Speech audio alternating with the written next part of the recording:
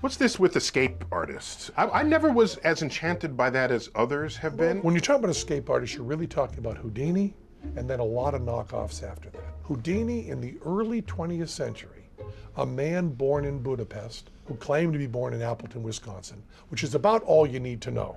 That tells the whole story. Takes a straitjacket and says as his tagline, "I defy the jails of the world to hold me." The early part of the 20th century. And then hangs upside down in a straitjacket way up high over a sea of people in Times Square, many of whom are immigrants. And this man, self-made man by any definition you want, casts off the chains of anything that any corporation or government put on him. So you're getting all deep on this. This is all metaphorical. Well, that's the answer though, isn't it? And you know, that was an idea of its time.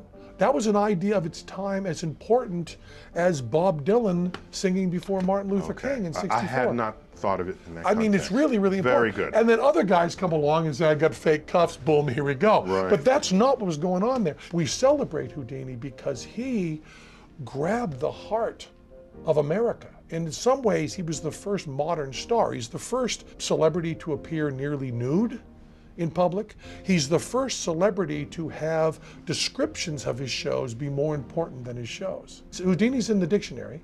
You know, to pull a Houdini means to disappear. Oh, you become a verb. And if we walk out on the street right now, if you walk out there and say to people, name a magician, and you ask 10 people, at least one of them, and maybe 7 of them, will name Houdini.